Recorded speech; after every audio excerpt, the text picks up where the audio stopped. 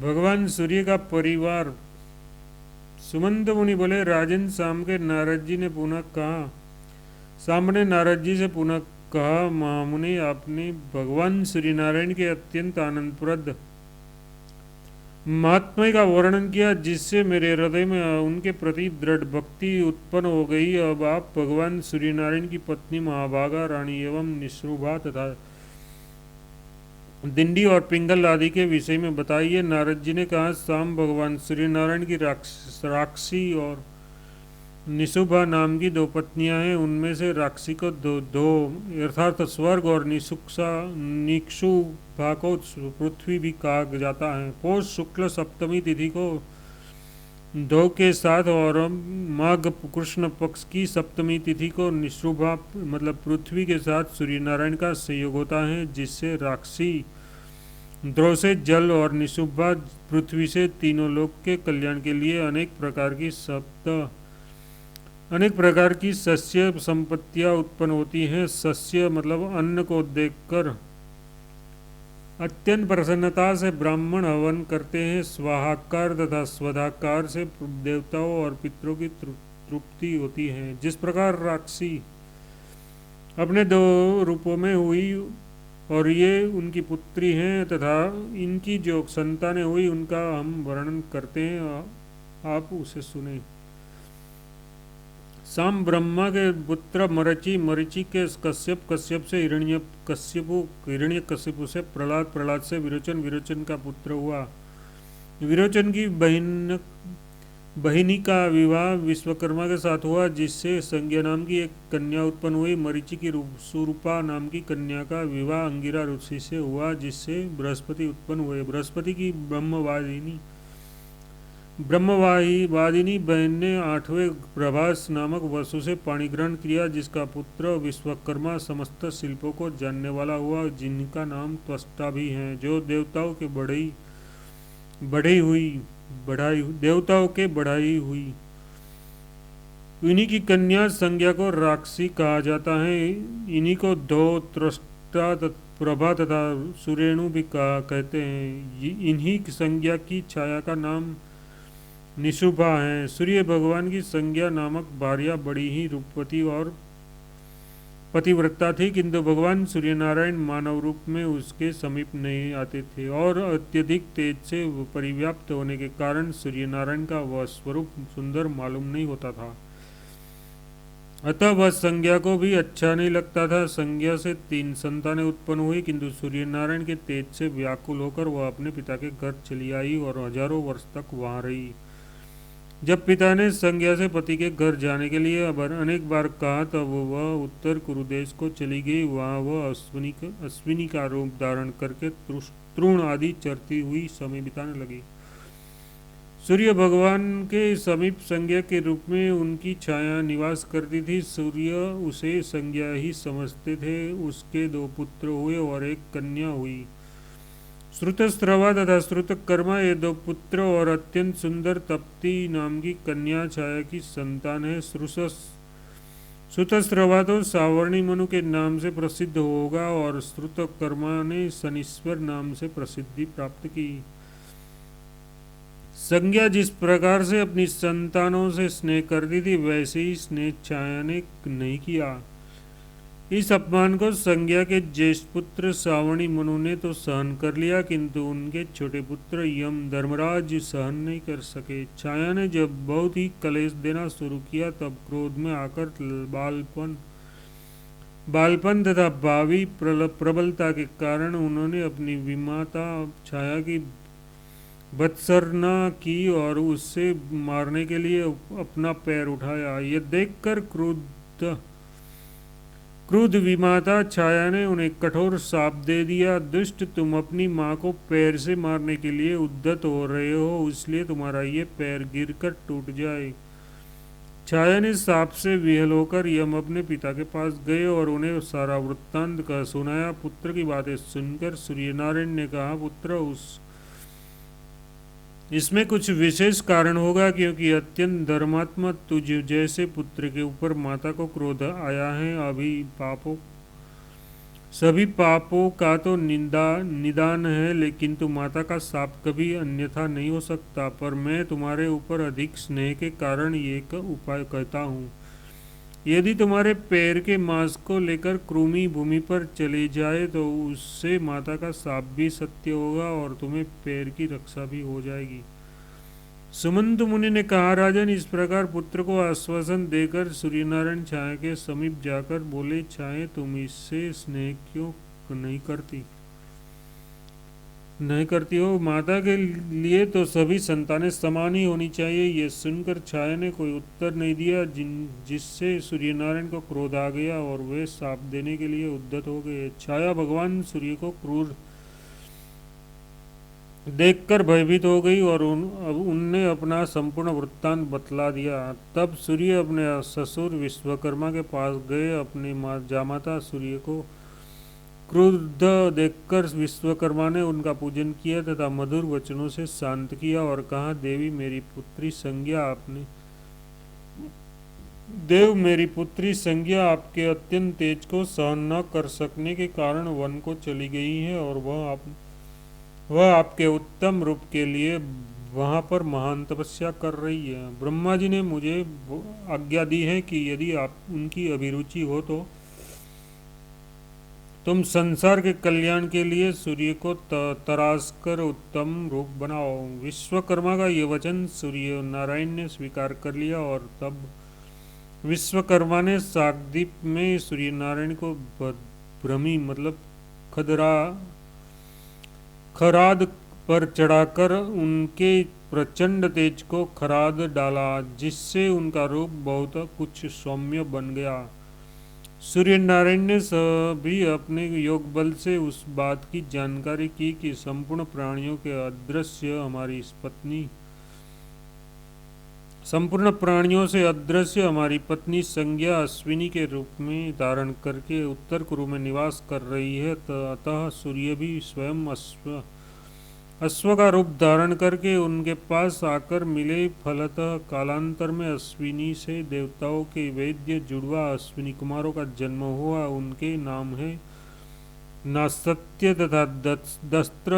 इसके पश्चात सूर्य नारायण ने अपना वास्तविक रूप धारण किया। उस रूप को देखकर संज्ञा अत्यंत प्रीति से प्रसन्न हुई और वह उनके समीप गई।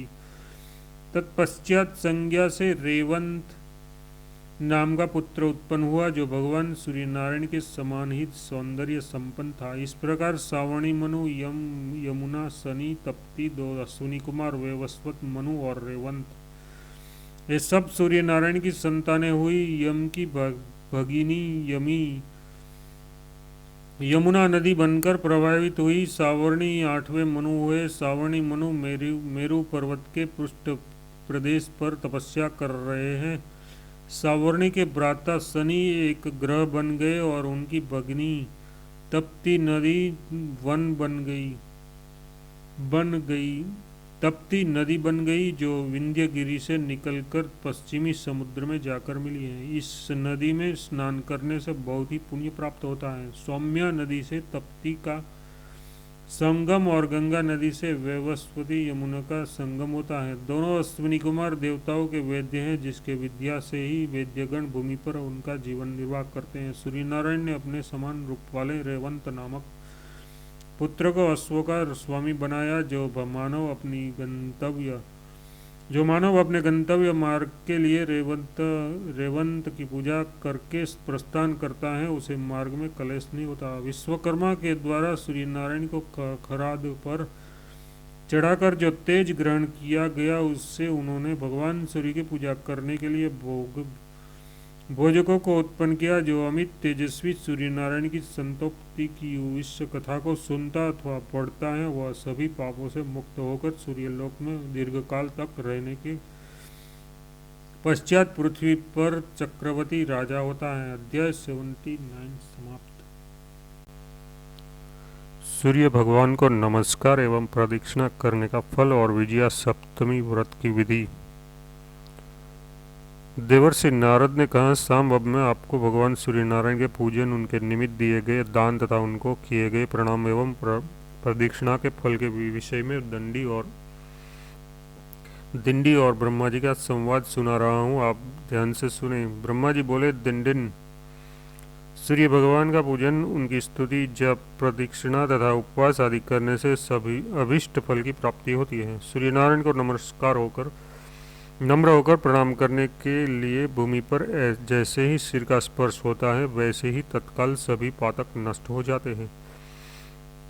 जो मनुष्य भक्तिपूर्वक सूर्य नारायण की प्रदक्षिणा करता है उसे सप्तद्वीपा वसुमती की प्रदक्षिणा का फल प्राप्त हो जाता है और वह समस्त रोगों से मुक्त होकर अंत समय में सूर्यलोक को प्राप्त करता है।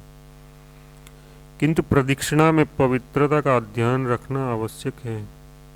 अतएव जूता या खड़ाऊ आदि पहनकर प्रदक्षिणा नहीं करनी चाहिए। जो मनुष्य जूता या खड़ाऊ पहनकर सूर्य मंदिर में प्रवेश करता है वह असित पत्र वन नामक घोर नरक में जाता है। जो प्राणी षष्ठी या सप्तमी के दिन एकाहार अथवा उपवास रखकर भक्तिपूर्वक सूर्य नारायण का पूजन करता है वह सूर्यलोक में निवास करता है। कृष्ण पक्ष की सप्तमी को रक्त पुष्पोपचारों से और शुक्ल पक्ष की सप्तमी को श्वेत पुष्प, कमल पुष्प तथा मोदक आदि उपचारों से भगवान सूर्य नारायण का पूजन करना चाहिए। ऐसा करने से व्रती संपूर्ण पापों से मुक्त हो सूर्यलोक को प्राप्त करता है। दंडिन, जया, विजया, जयंती, अपराजिता, महाजया, नंदा तथा भद्रा नाम की ये 7 प्रकार की सप्तमियां कही गई है। यदि शुक्ल पक्ष की सप्तमियों को रविवार हो तो उसे विजया सप्तमी कहते हैं। उस दिन किया गया स्नान, दान, होम, उपवास, पूजन आदि सत्कर्म महापातकों का विनाश करता है। इस विजया सप्तमी व्रत में पश्चिमी तिथि को दिन में एक भुक्त रहे, षष्ठी तिथि को नक्त व्रत करे और सप्तमी को पूर्ण उपवास करे। तदनंतर अष्टमी के दिन व्रत की पारणा करे। इस तिथि के दिन किया गया दान, हवन, देवता तथा पितरों का पूजन अक्षय हो जाता है। अध्याय 80-81 समाप्त। 12 रविवारों का वर्णन और नंदादित्य व्रत की विधि। दंडी ने ब्रह्मा जी से पूछा, ब्राह्मण जो मनुष्य आदित्य वार के दिन श्राद्ध विधि श्रद्धा भक्ति से सूर्यदेव का स्नान दान आदि कर पूजन करते हैं उनको कौन सा फल प्राप्त होता है? और जिस वार के संयोग से सप्तमी तिथि विजया कहलाती है उसके माध्यम का आप पुनः वर्णन करें। ब्रह्मा जी ने कहा, दंडिन, जो मनुष्य आदित्यवार को श्राद्ध करते हैं वे 7 जन्म तक निरोगी रहते हैं। जो नक्त व्रत एवं आदित्य हृदय का पाठ करते हैं वे रोग से मुक्त हो जाता है और सूर्यलोक में निवास करते हैं। उपवास रखकर जो महाश्वेता मंत्र का जप करते हैं वे मनोवांछित फल को प्राप्त करते हैं। आदित्यवार के दिन महाश्वेता मंत्र तथा षडक्षर मंत्र ओम खखोल काय स्वाहा का मंत्र जप करने से निसंदेह सूर्यलोक की प्राप्ति होती है। सूर्य नारायण के 12 वार इस प्रकार है: नंद, भद्र, सौम्य, कामद, पुत्रद, जय, जयंत, विजय, आदित्याभिमुख, हृदय रोगः एवं महाश्वेता प्रिय माघ शुक्ल पक्ष की षष्ठी की नंद संख्या है। इस दिन नक्त व्रत करके द्रुत से सूर्य नारायण को स्नान कराना चाहिए तथा श्वेत चंदन, अगस्त के पुष्प, गुग्गल, धूप आदि से पूजन करके अपूप आदि का नैवेद्य समर्पित करना चाहिए। ब्राह्मण को अपूप देकर स्वयं भी मौन धारण कर भोजन करना चाहिए। गेहूं के अथवा यव के चूर्ण में दूध तथा खाद या शक्कर मिलाकर अपूप बनाना चाहिए और उसका नैवेद्य सूर्य नारायण को निवेदित कर निम्र मंत्र पढ़ते हुए ब्राह्मण को वह नैवेद्य दे देना चाहिए। ब्राह्मण नैवेद्य ग्रहण कर ले, तदनंतर उस नैवेद्य को निम्र मंत्र पढ़ के उस पूजन दे दे। कामद सुखदम दम्य धनम धनद पुत्रदम तथा सदास्तु ते प्रतिच्छामि मंडक भास्कर प्रियतर्थम। उपयुक्त दोनों मंत्र ग्रहण करके और समर्पण करके लिए हैं, समर्पित करने के लिए हैं। नंदावार का यह विधान कल्याणकारी हो। जो इस विधान से सूर्यदेव की पूजा करता है उसे सूर्यलोक की प्राप्ति होती है। उसकी संतति का कभी क्षय नहीं होता, यथार्थ उनकी कुल परंपरा पृथ्वी पर चलती रहती है तथा उसके वंश में दारिद्र्य एवं रोग भी नहीं होते हैं। सूर्यलोक प्राप्त करने के पश्चात पुनः जन्म होने पर वह पृथ्वी का राजा होता है। इस पूजन विधि को पढ़ने अथवा श्रवण करने से भी कल्याण होता है एवं दिव्य अचल लक्ष्मी को भी प्राप्त होती है। अध्याय 83 समाप्त।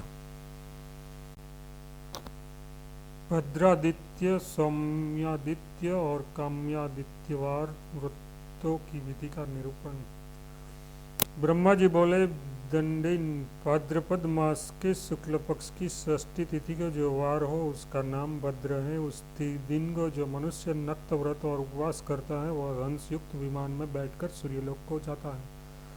उस दिन श्वेत चंदन, मालती पुष्प, विजय धूप तथा खीर के नैवेद्य से मध्याह्न काल में सूर्य नारायण का पूजन करके ब्राह्मण को भोजन कराकर यथाशक्ति दक्षिणा देनी चाहिए।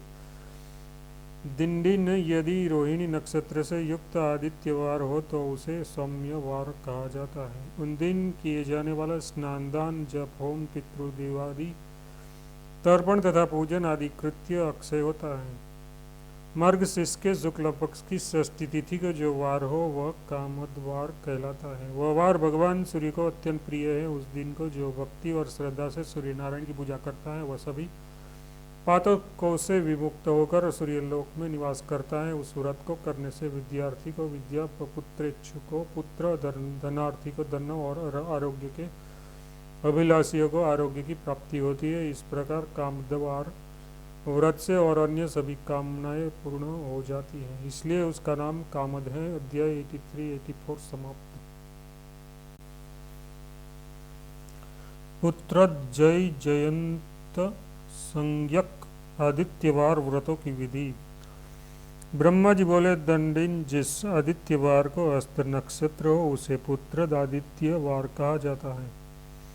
उस दिन उपवास करना चाहिए और श्राद्ध करके मध्यम पिंड का प्राशन करना चाहिए। धूप, माल्य, दीप, दिव्य गंध आदि नाना प्रकार के उपचारों से सूर्य नारायण का पूजन कर महाश्वेता मंत्रों को जपते हुए साधक को सूर्य नारायण के समक्ष ही शयन करना चाहिए। प्रातः काल में उठकर स्नान आदि से निवृत्त हो सूर्य भगवान को अर्घ्य देना चाहिए। रक्त, चंदन तथा करवीर के पुष्पों से पूजा करनी चाहिए। तत्पश्चात 5 ब्राह्मणों को बुलाकर उनमें से 2 ब्राह्मणों को मग संज्ञक तथा 3 ब्राह्मणों को भीम संज्ञक मानकर विधिवत पावन श्राद्ध करना चाहिए। श्राद्ध के समाप्त होने पर मध्यम पिंड को भगवान सूर्य के सामने रखकर निम्नलिखित मंत्र से भक्षण करना चाहिए। स एवं पिंडो देवर्ष योत सर्वदा अमाश्री पश्यते तुभ्यम तेम में सर्तति भवेत। इस विधान से पूजा करने पर सूर्य नारायण निश्चित ही पुत्र प्रदान करते हैं। उस प्रकार उपवास पूर्वक व्रत को करने से धन, धान्य, सुवर्ण, सुख, आरोग्य तथा सूर्यलोक की भी प्राप्ति होती है, किंतु विशेष रूप से पुत्र प्राप्ति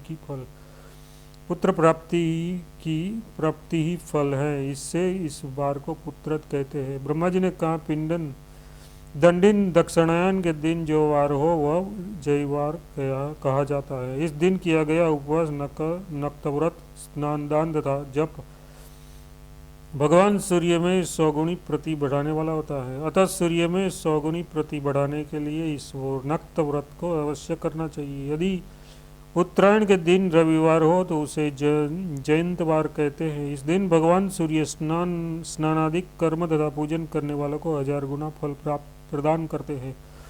इस दिन उपवास करके दूध तथा इक्षु रस से सूर्य नारायण का स्नान कराकर कुमकुम का लेपन करना चाहिए और गुग्गल का धूप देकर मोदक का नैवेद्य और समर्पित करना चाहिए। इस प्रकार भगवान सूर्य नारायण का पूजन करके तिल से हवन करना चाहिए। तदनंतर यथाशक्ति ब्राह्मणों को मोदक, तिल तथा सकलूली पूरी का भोजन कराना चाहिए। अध्याय 86-87 समाप्त। विजय आदित्याभिमुख तथा हृदयवार व्रतों की विधि। ब्रह्मा जी बोले, दंडिन शुक्ल पक्ष में रोहिणी नक्षत्र से युक्त सप्तमी तिथि को विजय संज्ञक आदित्यवार कहते हैं। वह संपूर्ण पापों और भयों को नष्ट कर देता है। उस दिन संपन्न किए गए पुण्य कर्म कोटि गुना फल प्रदान करते हैं। दंडिन माघ मास के कृष्ण पक्ष की सप्तमी को जो दिन हो उसे आदित्याभिमुख कहते हैं।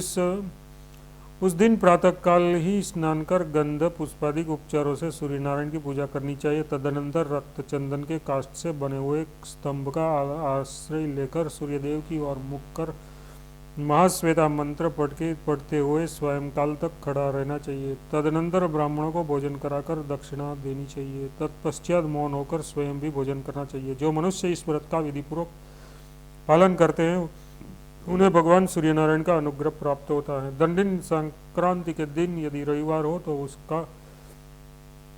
उसका नाम हृदयवार होता है। वह आदित्य के हृदय को अत्यंत प्रिय है। उस दिन नक्तव्रत करके मंदिर में सूर्य नारायण के अभिमुख 108 बार आदित्य हृदय का पाठ करनी चाहिए अथवा सायंकाल तक भगवान सूर्य का हृदय में ध्यान करना चाहिए।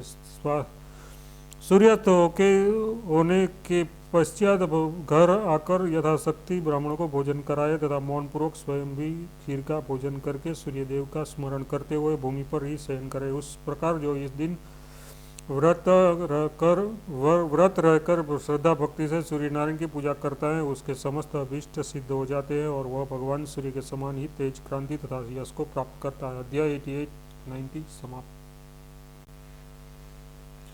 रोगा एवं महाश्वेतवार व्रत की विधि। ब्रह्मा जी बोले, दंडिन यदि आदित्यवार को उत्तर फाल्गुनी नक्षत्र पड़े तो उसे रोगावार कहते हैं। वह संपूर्ण रोगों एवं भयों को दूर करने वाला है। उस दिन जो गंध पुष्प आदि उपचारों से भगवान सूर्य नारायण का पूजन करता है वह सभी रोगों से मुक्त हो जाता है तथा सूर्यलोक को प्राप्त होता है। मंदार के पत्रों का दोना बनाकर उसी में उसके फूल रखकर रात्रि में भगवान सूर्य नारायण के सामने रख देना चाहिए तथा प्रातः काल उठकर उन्हीं फूलों से उनका पूजन करना चाहिए। तदनंतर खीर का भोजन करके व्रत की समाप्ति करनी चाहिए। दंडिन यदि सूर्य ग्रहण के दिन रविवार हो उसे महाश्वेतवार कहते हैं। वह भगवान सूर्य को बहुत प्रिय है। उस दिन उपवास करके पवित्रता के साथ गंध पुष्पादिक उपचारों से भक्तिपूर्वक सूर्य नारायण का पूजन करके महाश्वेता मंत्र का जप करके तदनंतर महाश्वेता की पूजा करके सूर्य नारायण की पूजा करने का विधान है। महाश्वेता की स्थापना करके गंध पुष्प आदि से उसका पूजन करे तथा उन्हीं के सन्मुख एक वेदी पर सूर्य नारायण की स्थापना कर उसकी पूजा आदि करे। तत्पश्चात स्नान करके द्रुत सहित तिलों का हवन करे। ग्रहण के समय महाश्वेता मंत्र का जप करता रहे और ग्रहण के समाप्त होने के पश्चात पुनः स्नान करके महाश्वेता तथा गणाधिपति भगवान सूर्य का पूजन करे। ब्राह्मणों से पुराण सुनाकर उन्हें भोजन कराए तथा यथाशक्ति दक्षिणा दे। उनके बाद स्वयं मौन होकर भोजन करे। उस दिन किए हुए स्नान दान जप होम आदि कर्म अनंत फल देते हैं। दंडिन संपूर्ण पापों और भयों को दूर करने वाले सूर्य नारायण की इस 12 वारों का मैंने जो वर्णन किया है उसे जो मनुष्य पढ़ता है अथवा सुनता है वह भगवान सूर्य का प्रिय हो जाता है और जो इस व्रत को नियम पूर्वक करता है वह धर्म अर्थ काम और चंद्रमा के समान क्रांति, सूर्य के समान प्रभा, इंद्र के समान पराक्रम तथा स्थायी लक्ष्मी को प्राप्त करता है। तदनंतर अंत में वह शिवलोक को चला जाता है। अध्याय 91-92 फिनिश। सूर्यदेव की पूजा में विविध उपचार और फल आदि निवेदित करने का महात्म्य है। ब्रह्मा जी बोले, दंडिन जो प्राणी भगवान सूर्य नारायण के निमित्त सभी धर्म कार्य करते हैं उसके फल कुल में रोगी अथवा दरिद्री उत्पन्न नहीं होते। जो व्यक्ति भगवान सूर्य के मंदिर में भक्तिपूर्वक गोबर से लेपन करता है वह तत्क्षण सभी पापों से मुक्त हो जाता है। श्वेत रक्त अथवा पीली मिट्टी से जो पीली मिट्टी से मंदिर में लेप करता है वह मनोवांछित फल प्राप्त करता है। जो व्यक्ति उपवास पूर्वक अनेक प्रकार के सुगंधित फूलों से सूर्य नारायण का पूजन करता है वह समस्त अभीष्ट फलों को प्राप्त करता है। द्रुत या तेल से मंदिर में दीपक प्रज्वलित करने वाला सूर्यलोक को तथा सूर्य नारायण के प्रीत्यर्थ चौराहे तीर्थ देवालय में दीपक प्रज्वलित करने वाला ओजस्वी रूप को प्राप्त करता है। भक्तिभाव से संपन्न होकर जिस मनुष्य के द्वारा सूर्य के लिए दीपक जलाया जाता है वह अपनी अभीष्ट कामनाओं की प्राप्ति कर देवलोक को प्राप्त करता है। जो चंदन, अगरू, कुमकुम, कपूर तथा कस्तूरी आदि मिलाकर तैयार किए गए उपटन से सूर्य नारायण के शरीर का लेपन करता है वह करोड़ों वर्षों तक सूर्य स्वर्ग में विहार कर पुनः पृथ्वी पर सभी इच्छाओं से संतुष्ट रहता है और समस्त लोगों का पूज्य बनकर चक्रवर्ती राजा होता है। चंदन और जल से मिश्रित पुष्पों के द्वारा सूर्य को अर्घ्य प्रदान करने पर पुत्र, पौत्र, पत्नी सहित स्वर्गलोक में पूज्य होता है। सुगंधित पदार्थ तथा पुष्पों से युक्त जल के द्वारा सूर्य को अर्घ्य देकर मनुष्य देवलोक में बहुत समय तक रहकर पुनः पृथ्वी पर राजा होता है। सूर्य स्वर्ण से युक्त जल तथा लाल वस्त्र के जल से अर्घ्य देकर करोड़ों वर्ष तक स्वर्गलोक में पूजित होता है। कमल पुष्प से सूर्य की पूजा करके मनुष्य स्वर्ग को प्राप्त करता है। श्रद्धा भक्ति पूर्वक सूर्य नारायण को गुग्गल तथा द्रुत मिश्रित धूप देने से तत्काल ही सभी पापों से मुक्ति मिल जाती है। जो मनुष्य पूर्वाह में भक्ति और श्रद्धा से सूर्य देव का पूजन करता है उसे सैकड़ों कपिला गौदान करने का फल मिलता है। मध्याह्न काल में जो जितेंद्रिय होकर उनकी पूजा करता है उसे भूमिदान और जो 100 गाय गौदान का फल प्राप्त होता है। सायंकाल की संध्या में जो मनुष्य पवित्र होकर श्वेत वस्त्र तथा पगड़ी धारण करके भगवान भास्कर की पूजा करता है उसे 1000 गौओं के दान का फल प्राप्त होता है। जो मनुष्य अर्धरात्रि में भक्तिपूर्वक भगवान सूर्य की पूजा करता है उसे आतिस्मता प्राप्त होती है और उसके कुल में धार्मिक व्यक्ति उत्पन्न होते हैं। प्रदोष वेला में जो मनुष्य भगवान सूर्यदेव की पूजा करता है वह स्वर्गलोक में अक्षय काल तक आनंद का उपभोग करता है। प्रातः काल में भक्तिपूर्वक सूर्य की पूजा करने पर देवलोक की प्राप्ति होती है। उस प्रकार सभी वेलाओं में अथवा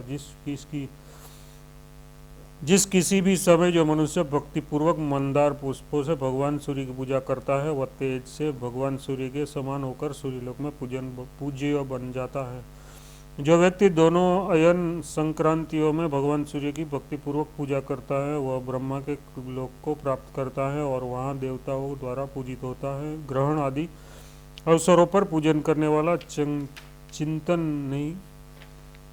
चिंतित नहीं होता। जो निद्रा से उठकर सूर्यदेव को प्रणाम करता है उसे प्रसन्न होकर भगवान अभिलषित गति प्रदान करते हैं। उदय काल में सूर्यदेव को मात्र एक दिन यदि द्रुत से स्नान करा दिया जाए तो 1,00,000 गौदान का फल प्राप्त होता है। गाय के दूध द्वारा स्नान कराने से पुंडरीक यज्ञ का फल मिलता है। इक्षुरस से स्नान कराने पर अश्वमेघ यज्ञ के फल का लाभ होता है। भगवान सूर्य के लिए पहली बार ब्याही हुई सुपुष्ट गौ तथा सस्य प्रदान करने वाली पृथ्वी का जो दान करता है वह अचल लक्ष्मी को प्राप्त कर पुनः सूर्यलोक को चला जाता है और गौ के शरीर में जितने रोए होते हैं उतने ही करोड़ वर्षों तक वह सूर्यलोक में पूजित होता है। जो मनुष्य भगवान सूर्य के निमित्त भेरी, शंख, वेणु आदि वाद्य दान करते हैं वह सूर्यलोक को जाते हैं। जो मनुष्य भक्तिभाव से सूर्य नारायण की पूजा करके उन्हें छत्र, ध्वजा, पताका, वितान, चामर तथा सुवर्ण दंड आदि समर्पित करता है वह दिव्य छोटी छोटी किंकिणियों से युक्त सुंदर विमानों के द्वारा सूर्यलोक में आदर जाकर आनंदित होते हैं और चिरकाल तक वहां रहकर पुनः मनुष्य जन्म ग्रहण कर सभी राजाओं के द्वारा अभिनंदित राजा होता है। जो मनुष्य विविध सुगंधित पुष्पों तथा पत्रों से सूर्य की अर्चना करता है और विविध स्तोत्रों से सूर्य का स्तवन गान आदि करता है वह उन्हीं लोकों को प्राप्त होता है। जो पाठक और चारणगण सदा प्रातःकाल सूर्य संबंधी ऋचाओं एवं विविध स्तोत्रों का उपगान करता है। वह सभी स्वर्गगामी होते हैं। जो मनुष्य अश्वों से युक्त सुवर्ण रजत या मणिजटित सुंदर रथ अथवा दारुमय रथ सूर्य नारायण को समर्पित करता है, वह सूर्य के वर्ण के समान कीर्ण जालामाल से समन्वित विमान में बैठकर सूर्यलोक की यात्रा करता है। जो लोग वर्ष भर या 6 मास नित्य उसकी रथ यात्रा करता है वे उस परम गति को प्राप्त करते हैं जिसे ध्यानी योगी तथा सूर्य भक्ति के अनुगामी श्रेष्ठ जन प्राप्त करते हैं। जो मनुष्य भक्तिभाव समन्वित होकर भगवान सूर्य के रथ को खींचते हैं और बार बार जन्म लेने पर भी निरोगी तथा दरिद्रता से रहित होते हैं। जो मनुष्य भास्कर देव की रथ यात्रा करते हैं वे सूर्यलोक को प्राप्त कर यथाभिलषित सुख का आनंद प्राप्त करते हैं। परंतु जो मोह अथवा क्रोधवश रथ यात्रा में बाधा उत्पन्न करते हैं उन्हें पाप कर्म करने वाले मंदेह नामक राक्षस ही समझना चाहिए। सूर्य भगवान के लिए धन धान्य हिरण्य अथवा विविध प्रकार के वस्त्रों का दान करने वाला परम गति को प्राप्त होते हैं। गौ भैंस अथवा हाथी या सुंदर घोड़े का दान करने वाले लोग अक्षय अभिलाषाओं को पूर्ण करने वाले और अश्वमेध यज्ञ के फल को प्राप्त करते हैं और उन्हें इस दान से 1000 गुना पुण्य प्राप्त होता है। जो सूर्य नारायण के लिए खेती करने योग्य सुंदर उपजाऊ भूमि दान देता है वह अपनी पीढ़ी से पहले के 10 कुल और पश्चात के 10 कुल को तार देता है तथा दिव्य विमान से सूर्यलोक को चला जाता है। जो बुद्धिमान मनुष्य भगवान सूर्य के लिए भक्तिपूर्वक ग्राम दान करता है वह सूर्य के समान वर्ण वाले विमान में आरूढ़ होकर परम गति को प्राप्त होता है। भक्तिपूर्वक जो लोग फल पुष्प आदि से परिपूर्ण उद्यान का दान सूर्य नारायण के लिए देते हैं वे परम गति को प्राप्त होते हैं। मनसा वाचा कर्मणा जो भी दुष्कृत्य होते हैं वह सभी भगवान सूर्य की कृपा से नष्ट हो जाते हैं। चाहे आर्त हो या रोगी हो अथवा दरिद्र या दुखी हो, यदि वह भगवान आदित्य की शरण में आ जाता है तो उसके संपूर्ण कष्ट दूर हो जाते हैं। एक दिन की सूर्य पूजा करने से जो फल प्राप्त होता है वह अनेक इष्टापूर्तों की अपेक्षा श्रेष्ठ है। जो भगवान सूर्य के मंदिर के सामने भगवान सूर्य की कल्याणकारी लीला करता है उसे सभी अभिष्ट कामनाओं को सिद्धि करने वाले राजसू यज्ञ का फल प्राप्त होता है। गणाधिप जो मनुष्य सूर्यदेव के लिए महाभारत ग्रंथ का दान करता है वह सभी पापों से विमुक्त होकर विष्णुलोक में पूजित होता है। रामायण की पुस्तक देकर मनुष्य वाजपेयी यज्ञ के फल को प्राप्त कर सूर्यलोक को प्राप्त करता है। सूर्य भगवान के लिए भविष्य पुराण अथवा सांब पुराण की पुस्तक का दान करने पर मानव राजसूय अथवा अश्वमेध यज्ञ करने वाला फल प्राप्त करता है तथा अपनी सभी मनोकामनाओं को प्राप्त कर सूर्यलोक को पा लेता है और वहाँ चिरकाल तक रहकर ब्रह्मलोक में जाता है। वहाँ 100 कल्प तक रहकर पुनः वह पृथ्वी पर राजा होता है। जो मनुष्य सूर्य मंदिर में कुआं तथा तालाब बनवाते हैं वह मनुष्य आनंदमय दिव्य लोक को प्राप्त करता है। जो मनुष्य सूर्य मंदिर में शीतकाल में मनुष्यों के शीत निवारण के योग्य कंबल आदि का दान करता है वह अश्वमेध यज्ञ का फल प्राप्त करता है। जो मनुष्य सूर्य मंदिर में नित्य पवित्र पुस्तक इतिहास तथा पुराण का वाचन करता है वह उस फल को प्राप्त करता है जो नित्य हजारों अश्वमेध यज्ञ को करने से भी प्राप्त नहीं होता। अतः सूर्य के मंदिर में प्रयत्न पूर्वक पवित्र पुस्तक इतिहास तथा पुराण का वाचन करना चाहिए। भगवान भास्कर पुण्य आख्यान कथा से सदा संतुष्ट होते हैं। अध्याय 93 समाप्त। एक वैश्य तथा ब्राह्मण की कथा सूर्य नारायण में पुराण वाचन एवं भगवान सूर्य को स्नान आदि कराने का फल। ब्रह्मा जी बोले, दंडिन मैं आपको पितामह और कुमार कार्तिकेय का एक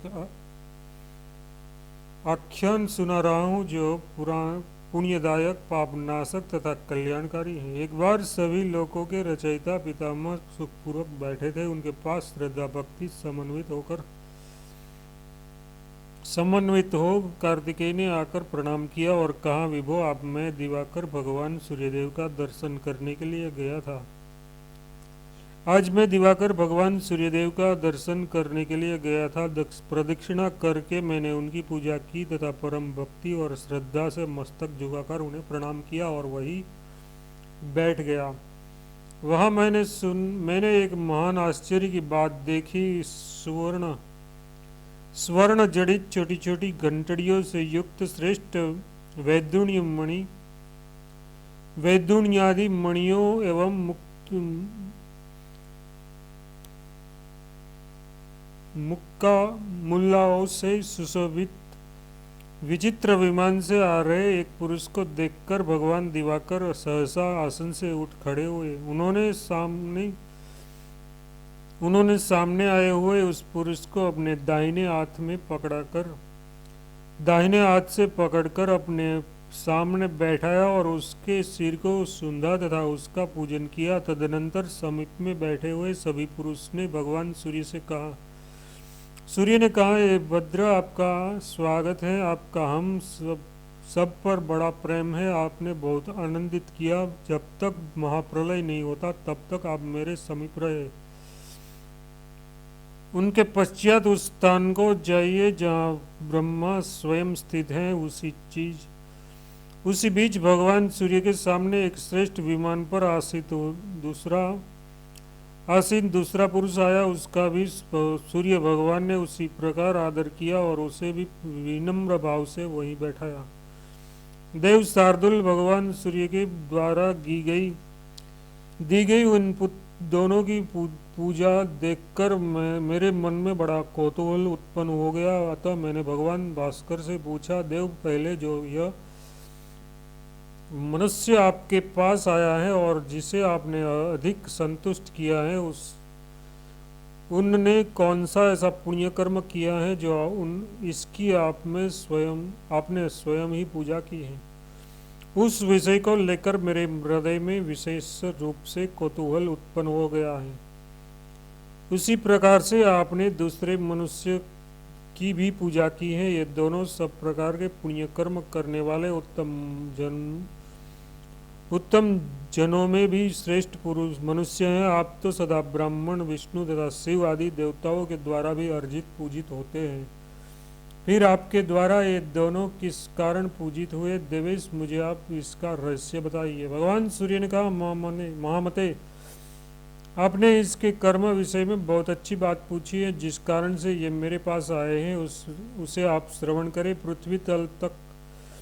पृथ्वी तल पर अयोध्या नाम की एक प्रसिद्ध नगरी है जो मेरे अंश से उत्पन्न राजाओं द्वारा अभिरक्षित है। उस अयोध्या नामक नगरी में धनपाल नाम का एक श्रेष्ठ वैश्य रहता था। उस पुरी में उसने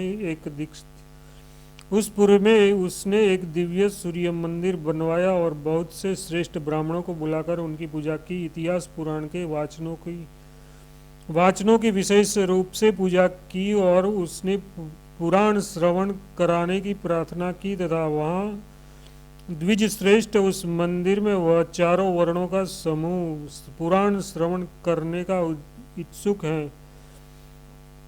अतः आप वह पुराण श्रवण कराइए, जिससे भगवान सूर्य मेरे लिए 7 जन्म तक वर देने वाले हो। अब 1 वर्ष तक मेरी दी हुई वृत्ति को ग्रहण करें। उन्होंने वैश्य धनपाल के आग्रह को स्वीकार किया, परंतु 6 मास में ही वैश्य धनपाल काल धर्म को प्राप्त हो गया है। कुमार, वही ये वैश्य है। मैंने इसको आने के लिए विमान भेजा था। पुण्य आख्यान को कहने या सुनने से जो फल एवं तुष्टि प्राप्त होती है यह उसका फल है। गंध पुष्पादि उपचारों से पूजन करने पर मेरे हृदय में वैसी प्रसन्नता उत्पन्न नहीं होती जैसी पुराण सुनने से होती है। कुमार, गौ, सुवर्ण तथा स्वर्ण जटित वस्त्रों, ग्रामों तथा नगरों का दान देने से मुझे इतनी प्रसन्नता नहीं होती जितनी प्रसन्नता इतिहास पुराण सुनने सुनाने से होती है। मुझे अनेक खाद्य पदार्थों द्वारा किए गए श्रद्धा से वैसी प्रसन्नता नहीं होती जैसे पुराण वाचन से होती है। सूर्यश्रेष्ठ, इससे अधिक और क्या कहूँ। इस रहस्य युक्त पवित्र आख्यान के वाचन के बिना बिना मुझे अत्यंत कुछ भी प्रिय नहीं है। नरोत्तम, ये तो दूसरा ब्राह्मण यहाँ आया है, ये भी उसी श्रेष्ठ अयोध्या नगरी में उत्तम कुल का ब्राह्मण था। एक बार यह परम श्रद्धा भक्ति से समन्वित होकर धर्म की उत्तम कथाओं सुनने के लिए गया था। वहां पर उसने भक्तिपूर्वक उत्तम पवित्र आख्यानों को सुनकर उन महात्मा वाचक की प्रदक्षिणा की। तत्पश्चात ये ब्राह्मण उस परम तेजस्वी वाचकों को दक्षिणा में एक मासा स्वर्ण दान देकर परम आनंदित हुआ। यही उसका पुण्य है जो ये मेरे द्वारा सम्मानित हुआ है। यह उसी पुण्य कर्म का परिणाम है। श्रद्धा भक्ति समन्वित जो व्यक्ति वाचक की पूजा करता है उससे मैं भी पूजित हो जाता हूँ। जो मनुष्य अच्छे से अच्छे भोज्य पदार्थों के द्वारा वाचक को परितुष्ट करता है उससे मेरी भी संतुष्टि हो जाती है। मेरी संतान यमी, शनि, मनु तथा तप्ती मुझे इतने प्रिय नहीं है जितना मुझे कथावाचक प्रिय है।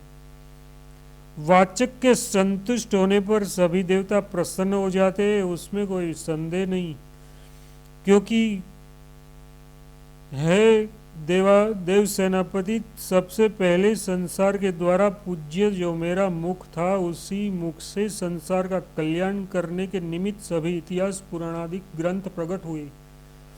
महामते, मुझे पुराण वेदों से भी अधिक प्रिय है। जो श्रद्धा भक्ति से नित्य इन्हें सुनता है और वाचक को वृत्ति प्रदान करते हैं वे परम पद प्राप्त करते हैं।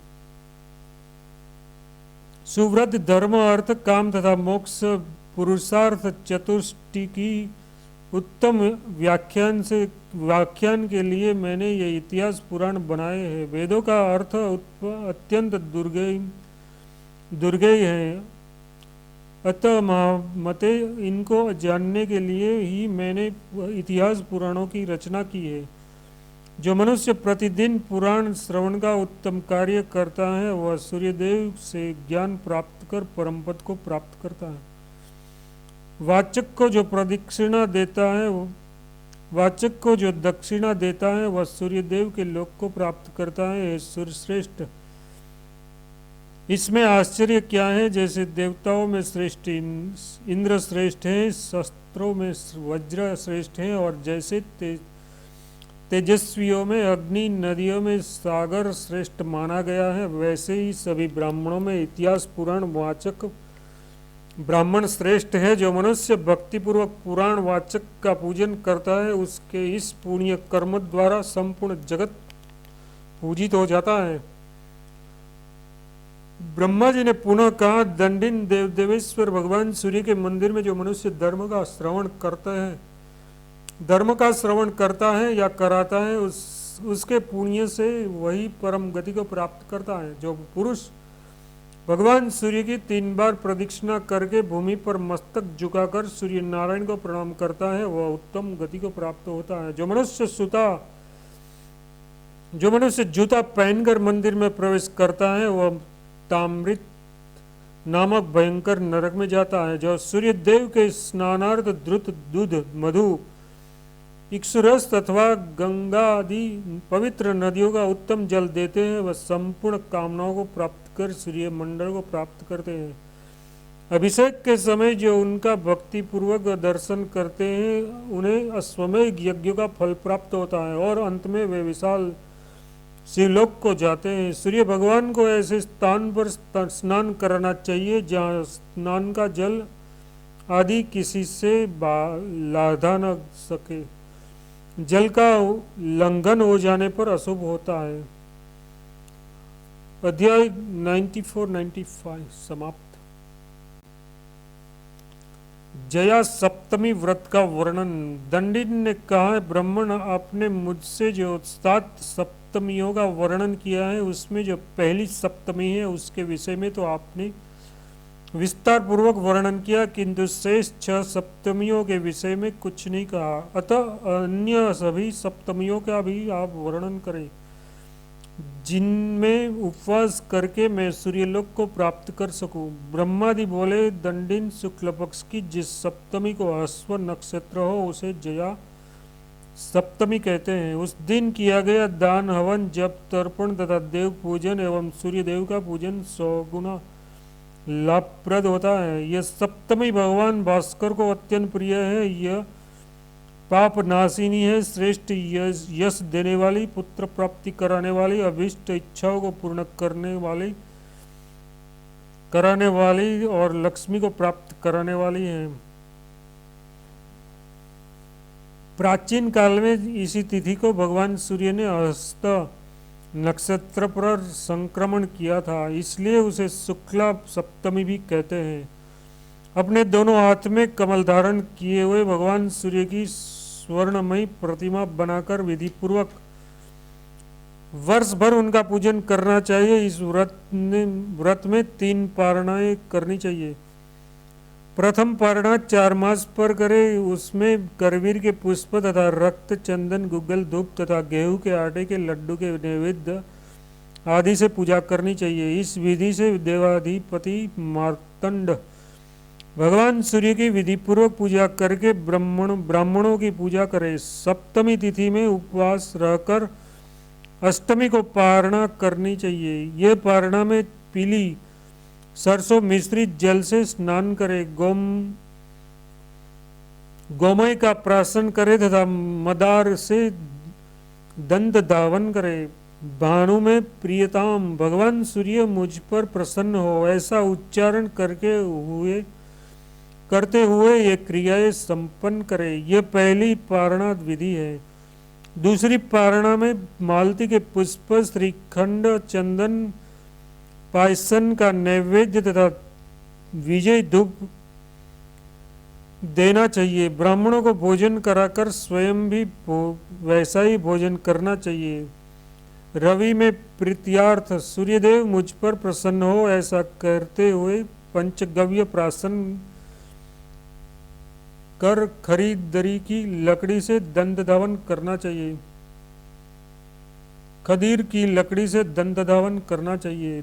तीसरी पारणा में अगस्ती पुष्प से भगवान सूर्य का पूजन करना चाहिए। उस व्रत में भगवान सूर्य को श्रीखंड, कुमकुम, सिंहक धूप देने चाहिए, क्योंकि ये भगवान को अत्यंत प्रिय है। विकर्तनों में प्रियताम भगवान विकर्तन सूर्य मुझ पर प्रसन्न हो, ऐसी प्रार्थना करते हुए कुशोदक का प्राशन करना चाहिए तथा बैर की दातुन करनी चाहिए। वर्ष के अंत में भगवान सूर्य की गंध पुष्प तथा नैवेद्यादिक उपचारों से विधिवत पूजा करनी चाहिए। अनंतर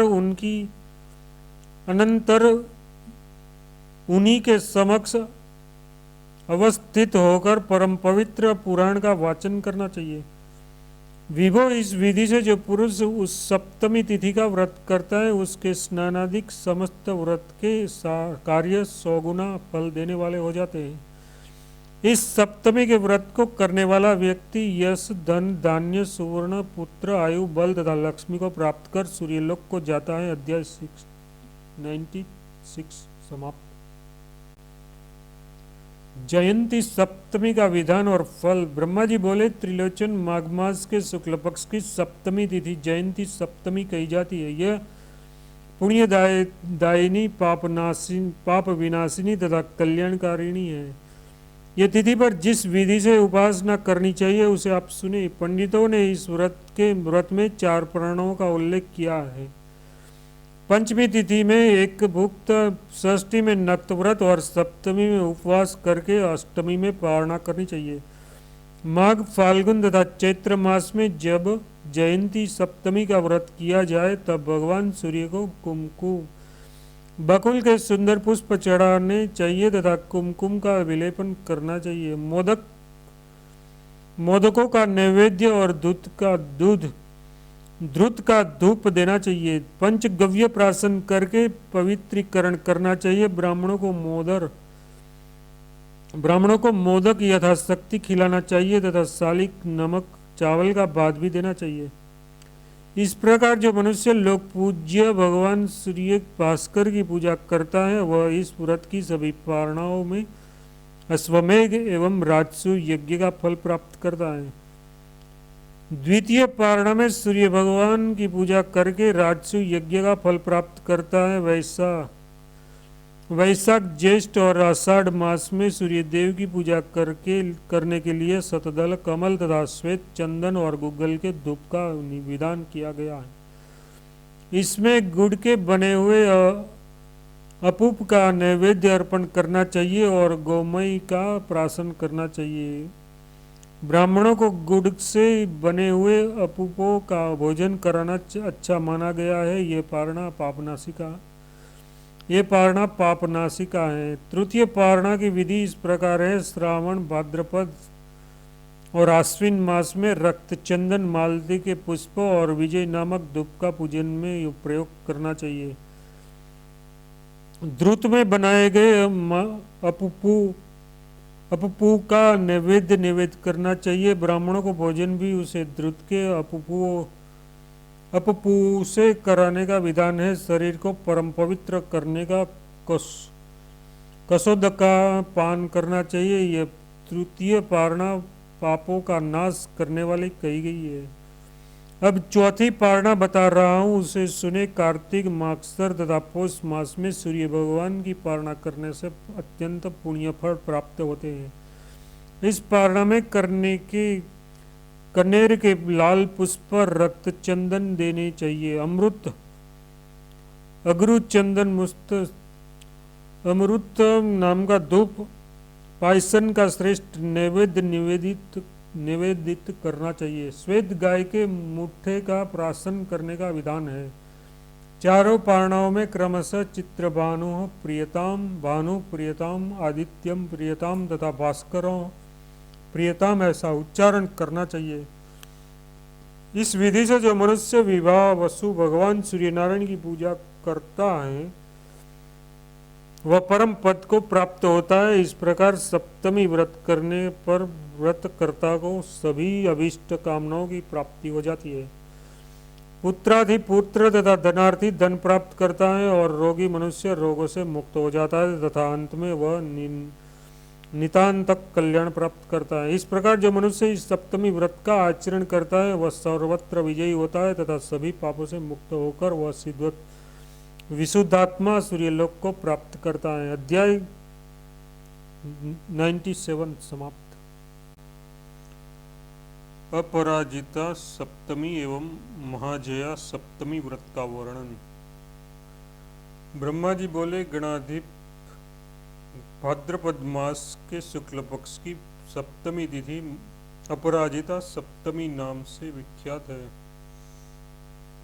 ये महापातकों का नाश करती है। इस व्रत में चतुर्थी तिथि को एक भुक्त और पंचमी तिथि में नक्तव्रत करने का विधान है। षष्ठी तिथि को उपवास करके सप्तमी तिथि में पारणा करने का विधान है। विद्वानों ने उसमें भी 4 पारणाएं बताई हैं। सूर्यदेव की पूजा करवीर पुष्प, रक्त चंदन, गुग्गल से बने हुए धूप, गुड़ से बने अपूपा से करनी चाहिए। भाद्रपद आदि 3 मासों में श्वेत पुष्प, श्वेत चंदन, ध्रुत का धूप तथा पायसन के नैवेद्य से सूर्यदेव का पूजन करना चाहिए। मार्गशीर्ष आदि 3 महीनों में अगस्त पुष्प, कुमकुम का विलेपन, सिंहक धूप, साली चावल के नैवेद्य आदि से पूजा करनी चाहिए। फाल्गुन आदि 3 मासों में रक्त कर्म कमल के पुष्प, अगरू, चंदन, अनंत नामक धूप, शर्करा या मिश्री खंड से बने हुए अपूपों के नैवेद्य से सूर्यदेव की पूजा करनी चाहिए। विद्वानों ने ज्येष्ठ आदि के महीनों में सूर्यदेव की पूजा करने के लिए इस विधानों को कहा है। चारों पारणाओं में क्रमशः भगवान सूर्यदेव के नाम इस प्रकार है: सुधांशु, अर्यमा, सविता और त्रिपुरांतक। सभी पुराणों में क्रमशः सुधांशु, प्रियताम इत्यादि कहे। गोमूत्र, पंचगव्य, धृत, गरम दूध ये व्रत के क्रमशः प्राशन पदार्थ हैं। जो मनुष्य इस विधि से इस सप्तमी व्रत को करता है वह युद्ध में शत्रुओं से पराजित नहीं होता। वह शत्रु को जीतकर धर्म, अर्थ तथा काम इस त्रिवर्ग के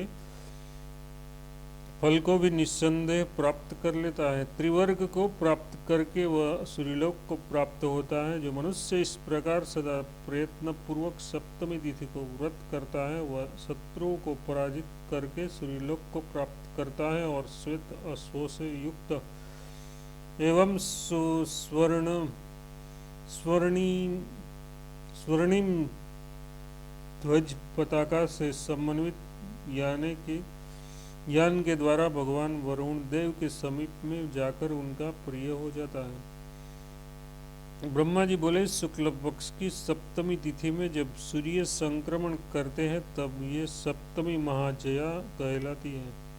जो भगवान भास्कर को अत्यंत प्रिय है। इस अवसर पर किए गए स्नान, दान, तप, होम और पितृदेव पूजन ये सब कार्य कोटि गुना फल देते हैं। ऐसा भगवान भास्कर ने स्वयं कहा है। अध्याय 98-99। नंदा सप्तमी तथा भद्रा सप्तमी व्रत का विधान। ब्रह्मा जी बोले, वीर, मार्गशीर्ष मास में शुक्ल पक्ष की जो सप्तमी होती है वह नंदा कहलाती है। वह सभी को आनंदित करने वाली तथा कल्याणकारी है। वह इस व्रत में पंचमी तिथि को एक भुक्त और षष्ठी तिथि में नक्त व्रत कर मनीषी लोग सप्तमी तिथि को उपवास बतलाते हैं। इस व्रत में विद्वान ने 3 पारणाओं के करने का उपदेश दिया है। इसमें पूजन में मालती के पुष्प, सुगंध, चंदन, कपूर और अगरूप से मिश्रित धूप का प्रयोग करना चाहिए। खांडवे के सहित दही भात का नैवेद्य भगवान भास्कर को प्रिय है। उसी खांड मिश्रित दही भात का भोजन ब्राह्मण को करवाना चाहिए। तत्पश्चात स्वयं भी उसे भोजन को करना चाहिए। भगवान भास्कर को धूप देने के लिए प्रथम पारणा में विधि इस प्रकार है। पलासन के पुष्प, पक्षक धूप तथा यथा सामर्थ्य जो भी धूप हो सके उस धूप से पूजा करनी चाहिए। द्वितीय पारणा में प्रबोध धूप शर्करा खांड से मिश्रित पू का नैवेद्य सूर्य नारायण को अर्पित करना चाहिए। खांड मिश्रित भोजन से ब्राह्मणों को भोजन कराना चाहिए। निम्ब पत्र का प्राशन करने के पश्चात स्वयं भी मौन होकर भोजन करना चाहिए। तृतीय पारण में भगवान भास्कर को प्रसन्न करने के लिए 3 या श्वेत कमल और गुग्गल के धूप तथा पायसन का नैवेद्य अर्पित करना चाहिए। प्राशन में तथा विलेपन में भी चंदन के उपयोग की विधि कही गई है। मनुष्य को सदा पवित्र रहने वाले भगवान सूर्य नारायण के नामों को भी सुने।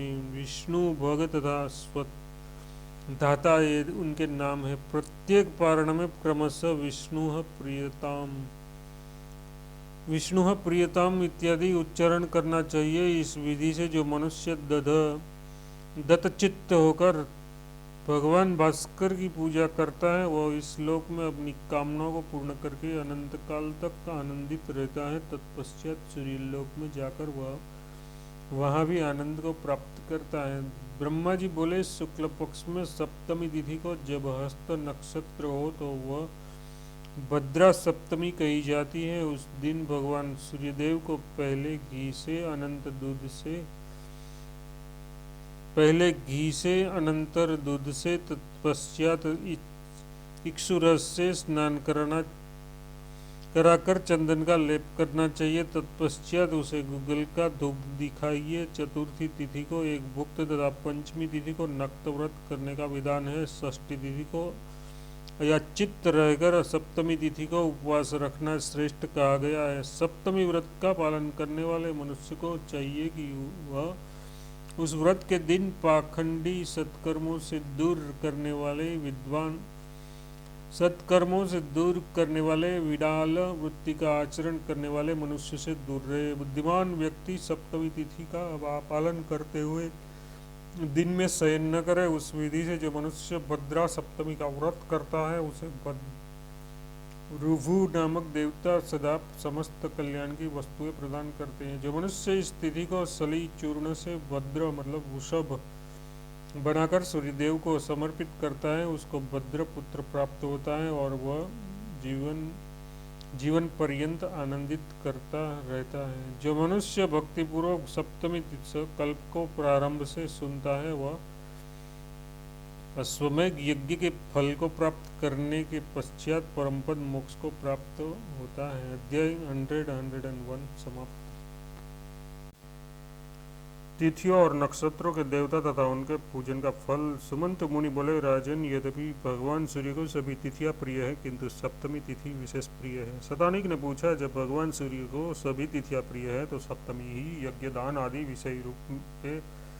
विशेष रूप से क्यों अनुष्ठित होते हैं? सुमंत मुनि ने कहा, राजन, प्राचीन काल में इस विषय में भगवान विष्णु ने सूर्यज्येष्ठ ब्रह्मा जी से जो प्रश्न किए थे और ब्रह्मा जी ने जैसा बतलाया था उसे मैं आपका बतलाता हूँ, आप श्रवण करें। ब्रह्मा जी बोले, विष्णु विभाजन के समय प्रतिपाद आदि सभी तिथियां अग्नि आदि देवताओं को तथा सप्तमी भगवान सूर्य को प्रदान की गई। जिन्हें जो तिथि दी गई वह उसका ही स्वामी कहलाया। अतः अपने दिन पर ही अपने मंत्रों से पूजे जाने पर ये देवता अभिष्ट प्रदान करते हैं। सूर्य ने अग्नि को प्रतिपदा, ब्रह्मा को द्वितीया, यज्ञराज कुबेर को तृतीया और गणेश को चतुर्थी तिथि दी है। नागराज को पंचमी, कार्तिकेय को षष्ठी, अपने लिए सप्तमी और रुद्र को अष्टमी तिथि प्रदान की है। दुर्गा देवी को नवमी, अपने पुत्र यमराज को दसवीं, विश्वदेव गणों को एकादशी तिथि दी गई है। विष्णु को द्वादशी, कामदेव को त्रयोदशी, शंकर को चतुर्दशी तथा चंद्रमा को पूर्णिमा की तिथि दी गई है। सूर्य के द्वारा पितरों को पवित्र पुण्यशालिनी अमावस्या तिथि दी गई है। ये कही गई 15 तिथियां चंद्रमा की हैं। कृष्ण पक्ष में देवता इन सभी तिथियों में शनि चंद्रकलाओं का पान कर लेते हैं। वे शुक्ल पक्ष में पुनः 16वीं कला के साथ उदित होते हैं। वह अकेली षोडशी कला सदैव अक्षय रहती है, उसमें साक्षात सूर्य का निवास रहता है। इस प्रकार तिथियों का क्षय और वृद्धि स्वयं सूर्यनारायण ही करते हैं, अतः वे सबके स्वामी माने जाते हैं। ध्यान मात्र से ही सूर्यदेव अक्षय गति प्रदान करते हैं। दूसरे देवता भी जिस प्रकार उपासना की अभीष्ट कामना पूर्ण करते हैं उसमें संक्षिप्त में बताता हूँ, आप सुने। प्रतिपदा तिथि में अग्निदेव की पूजा करके अमृत रूपी द्रुत का हवन करे तो उस हवि से समस्त धान्य और अपरिमित धन की प्राप्ति होती है। द्वितीया को ब्रह्मा की पूजा करके ब्रह्मचारी ब्राह्मण को भोजन कराने से मनुष्य सभी विद्याओं में पारंगत हो जाता है। तृतीया तिथि में धन के स्वामी कुबेर का पूजन करने से मनुष्य निश्चिंत ही विपुल धनवान बन जाता है तथा क्रय विक्रय आदि व्यापारिक व्यवहार में उसे सभी अत्यधिक लाभ होता है। चतुर्थी तिथि में भगवान गणेश का पूजन करना चाहिए, इसमें सभी विघ्नों का नाश हो जाता है, इसमें संदेह नहीं। पंचमी तिथि में नागों की पूजा करने से विष का भय नहीं रहता, स्त्री और पुत्र प्राप्त होते हैं और श्रेष्ठ लक्ष्मी भी प्राप्त होती है। षष्ठी तिथि में कार्तिकेय की पूजा करने से मनुष्य श्रेष्ठ मेधावी रूप संपन्न दीर्घायु और कीर्ति को बढ़ाने वाला हो जाता है। सप्तमी तिथि को चित्रभानु नाम वाले भगवान सूर्यनारायण का पूजन करना चाहिए, यह सबके स्वामी एवं रक्षक हैं। अष्टमी तिथि को वृषभ से सुशोभित भगवान सदाशिव की पूजा करनी चाहिए, वे प्रचुर ज्ञान तथा अत्यधिक क्रांति प्रदान करते हैं। भगवान शंकर मृत्युहरण करने वाले, ज्ञान देने वाले और बंधन मुक्त करने वाले हैं। नवमी तिथि में दुर्गा की पूजा करके मनुष्य इच्छापूर्वक संसार सागर को पार कर लेता है तथा संग्राम और लोक व्यवहार में सदा विजय प्राप्त करता है। दसवीं तिथि को यम की पूजा करनी चाहिए, वे निश्चिंत ही सभी रोगों को नष्ट करने वाले और नरक तथा मृत्यु से मानव का उद्धार करने वाले हैं। एकादशी तिथि को विश्वदेवों की भली प्रकार से पूजा करनी चाहिए। वे भक्त को संतान, धन, धान्य और पृथ्वी प्रदान करते हैं। द्वादशी तिथि को भगवान विष्णु की पूजा करके मनुष्य सदा विजयी होकर समस्त लोक में वसे हैं, समस्त लोक में वैसे ही पूज्य हो जाता है जैसे किरणमाली भगवान सूर्य पूज्य हैं। त्रयोदशी में कामदेव की पूजा करने से मनुष्य उत्तम रूपवान हो जाता है और मनोवांछित रूपवती भार्या प्राप्त करता है तथा उसकी सभी कामनाएं पूर्ण हो जाती हैं। चतुर्दशी तिथि में भगवान देवेश्वर सदाशिव की पूजा करके मनुष्य समस्त ऐश्वर्यों से समन्वित हो जाता है तथा बहुत से पुत्रों एवं प्रभुत धन से संपन्न हो जाता है। पूर्णमासी तिथि में जो भक्तिमान मनुष्य चंद्रमा की पूजा करता है उसका संपूर्ण संसार पर अपना आधिपत्य हो जाता है और वह कभी नष्ट नहीं होता। दंडिन अपने दिन में यथार्थ अमावस्या में पितृगण पूजित होने पर सदैव प्रसन्न होकर प्रजावृद्धि, धन रक्षा, आयु तथा बल शक्ति प्रदान करते हैं। उपवास के बिना भी ये पितृगण उक्त फल को देने वाले होते हैं। अतः मानव को चाहिए कि पितरों को भक्तिपूर्वक पूजा के द्वारा सदा प्रसन्न रखे। मूल मंत्र, नाम संकीर्तन और अंश मंत्रों से कमल के मध्य में स्थित तिथियों के स्वामी देवताओं की विविध उपचारों से भक्तिपूर्वक यथाविधि पूजा करनी चाहिए तथा जप होमादि कार्य संपन्न करने चाहिए। उसके प्रभाव से मानव इस लोक में तथा परलोक में सदा सुखी रहता है, उन देवता के लोकों को प्राप्त करता है और मनुष्य उस देवताओं के अनुरूप हो जाता है। उसके सारे अरिष्ट नष्ट हो जाते हैं तथा वह उत्तम रूपवान धार्मिक शत्रुओं का नाश करने वाला राजा होता है। इसी प्रकार सभी नक्षत्र देवता जो नक्षत्रों में ही व्यवस्थित हैं वे पूज्य होने पर समस्त अभिष्ट कामनाओं को प्रदान करते हैं। अब मैं उनके विषय में बतलाता हूँ। अश्विनी नक्षत्र में अश्विनी कुमार की पूजा करने से मनुष्य दीर्घायु एवं व्याधि मुक्त होता है। भरणी नक्षत्र में कृष्ण वर्ण के सुंदर पुष्पों तथा शुभ्र कपूरादि गंध से पूजित यमदेव अपमृत्यु से मुक्त कर देते हैं। कृतिका नक्षत्र में रक्त पुष्पों से बनी हुई माल्यादि और होम के द्वारा पूजा करके अग्निदेव निश्चित ही यथेष्ट फल देते हैं। रोहिणी नक्षत्र में प्रजापति मुझ ब्रह्मा की पूजा करने से मैं उनकी अभिलाषा पूर्ण कर देता हूँ। मृगशिरा नक्षत्र में पूजित होने पर उसके स्वामी चंद्रदेव उसे ज्ञान और आरोग्य प्रदान करते हैं। आद्रा नक्षत्र में शिव के अर्चन से विजय प्राप्त होती है। सुंदर कमल आदि पुष्पों से पूजे गए भगवान शिव सदा कल्याण करते हैं। पुनर्वसु नक्षत्र में अदिति की पूजा करनी चाहिए। पूजा से संतुष्ट होकर वे माता के सदस्य रक्षा करती हैं। पूज्य पुष्प नक्षत्र में उसके स्वामी बृहस्पति अपनी पूजा से प्रसन्न होकर प्रचुर सद्बुद्धि प्रदान करते हैं। अश्लेषा नक्षत्र में नागों की पूजा करने से नागदेव निर्भय कर देते हैं, काटते नहीं। मघा नक्षत्र में हव्य कव्य के द्वारा पूजे गए सभी पितृगण धन धान्य भुक्त पुत्र तथा पशु प्रदान करते हैं। पूर्वा फाल्गुनी नक्षत्र में पूषा की पूजा करने पर विजय प्राप्त हो जाती है और उत्तरा फाल्गुनी नक्षत्र में भग नामक सूर्यदेव की पुष्पादिक से पूजा करने पर वे विजयी कन्या को अभिषिक्त पति और पुरुष को अभिष्ट पत्नी प्रदान करते हैं तथा उन्हें रूप एवं द्रव्य संपदा से संपन्न बना देते हैं। हस्त नक्षत्र में भगवान सूर्य गंध पुष्पादि से पूजित होने पर सभी प्रकार की धन संपत्तियां प्रदान करते हैं। चित्रा नक्षत्र में पूजे गए भगवान त्वष्टा शत्रु रहित राज्य प्रदान करते हैं। स्वाति नक्षत्र में वायुदेव पूजित होने पर संतुष्ट हो परम शक्ति प्रदान करते हैं। विशाखा नक्षत्र में लाल पुष्पों से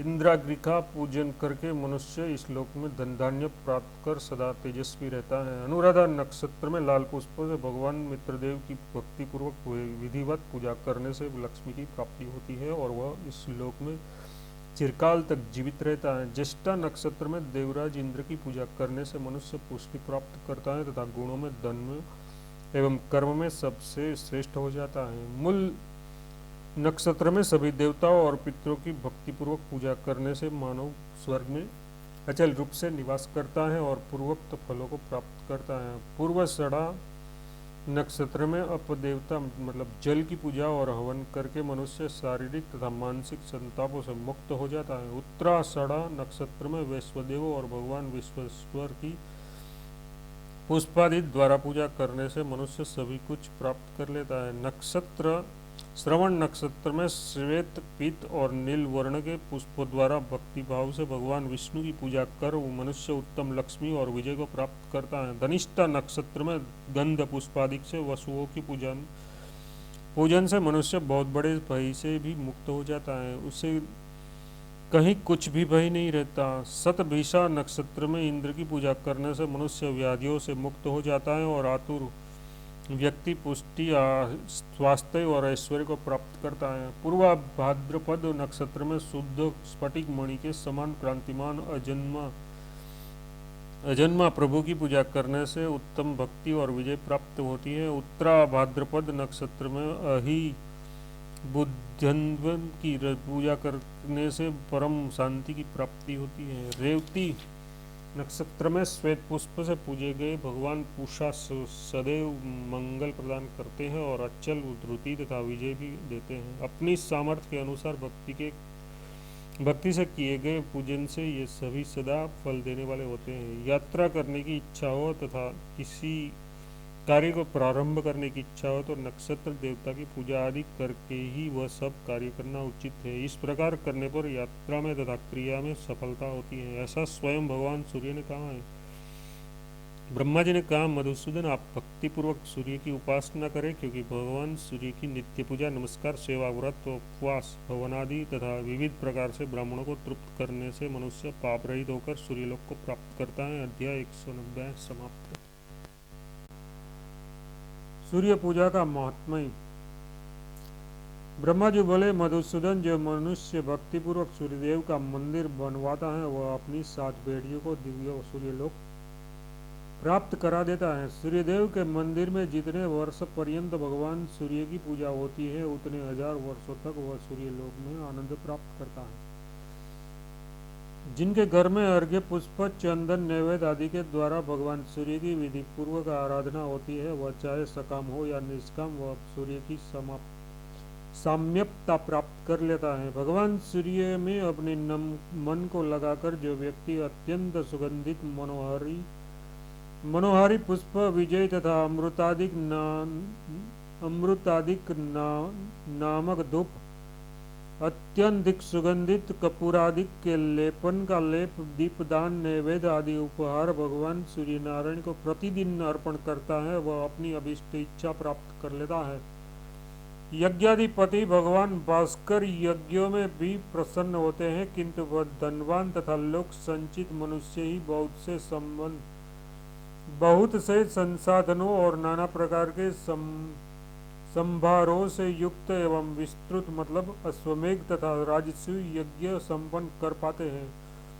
इसलिए यदि मनुष्य भगवान सूर्य की भक्ति भाव से दुर्वांकुरों से भी पूजा करते हैं तो सूर्यदेव उन्हें उन सभी यज्ञों के करने से प्राप्त होने वाले अति दुर्लभ फल को प्रदान कर देते हैं।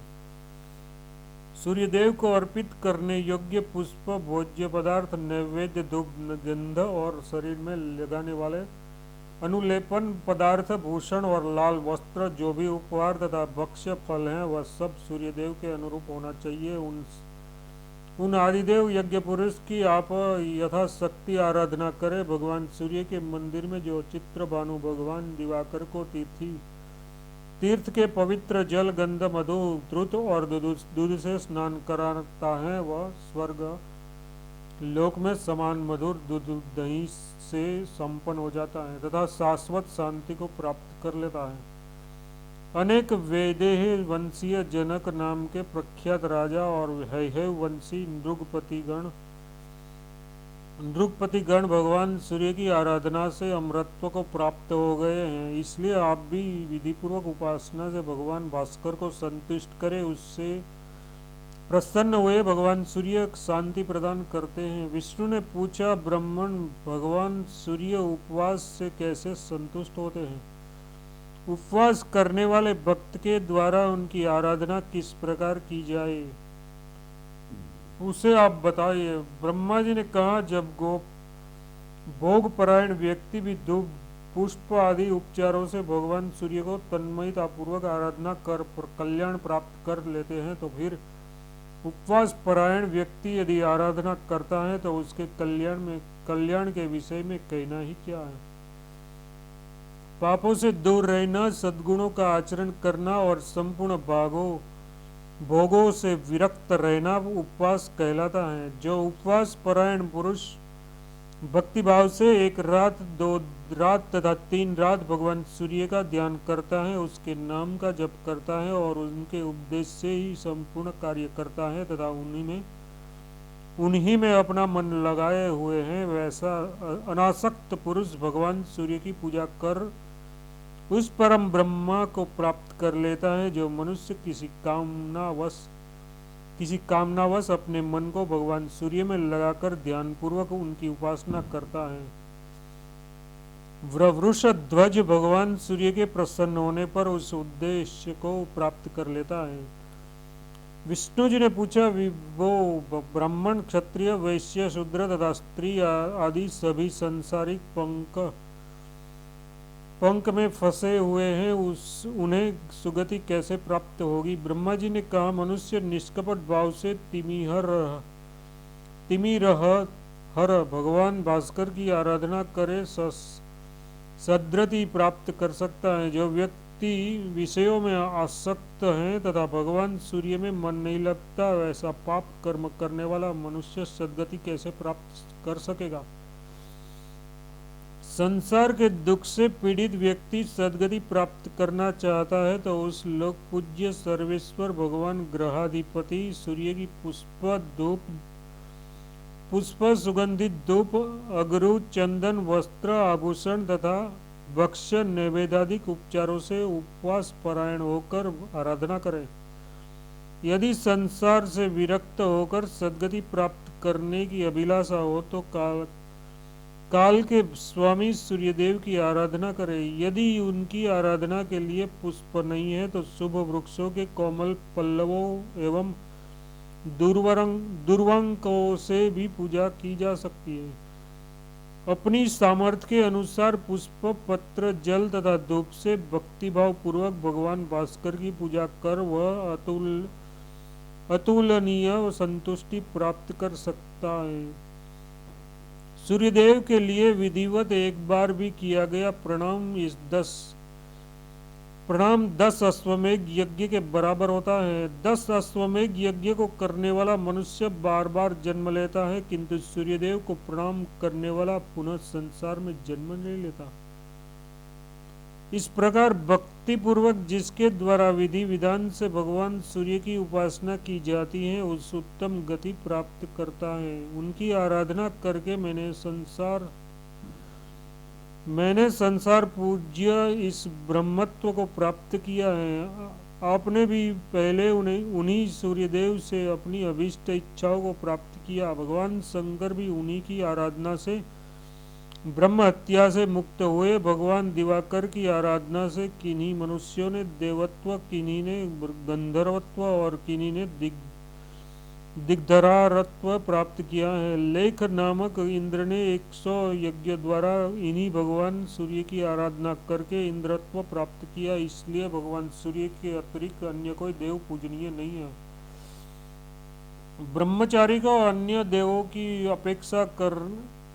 अपेक्षा अपने श्रेष्ठ गुरु भगवान भास्कर की ही आराधना करनी चाहिए, क्योंकि वे यज्ञ पुरुष विश्वासवान भगवान सूर्य सर्वदा पूज्य हैं।